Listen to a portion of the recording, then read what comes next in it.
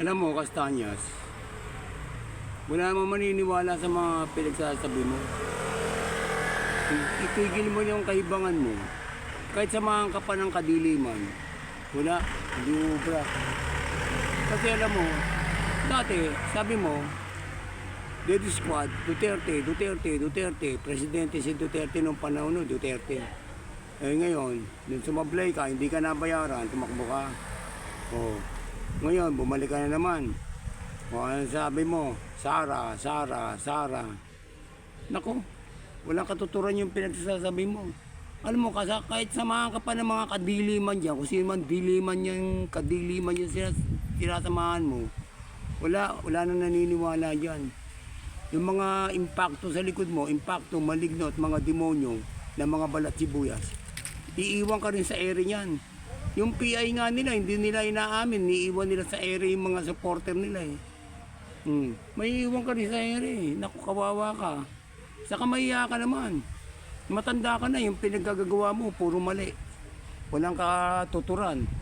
Sabi mo, libo-libo na mamatay. Saan mo nilibing? O, asan yung mga kamag-anak niya? Kamag-anak ba lahat yan? Baka rebelde yan, kasama mo. O, yung mga napatay, talaga mapapatay yan. Mga rebelde yan eh. Binobomba pa nga yan eh. Tumigil ka na, iiwan ka rin sa area ng mga impacto maligno dyan, ng mga demonyo sa likod mo. Alam mo panahon ngayon, yung mga demonyo ngayon, bilyon-bilyon ng pera. Hindi ka, hindi ka susuportahan yan kasi kitang-kita na sa PI nila na ayaw nila sumuporta. Sabi nila, wala raw silang alam. O, ngayon, asa na, yung mga supporter na iiwan sa ere. Ang bira. Walang kwenta yung pinagagawa mo. Hindi maganda yan. Tigilan mo na yung kahibangan mo.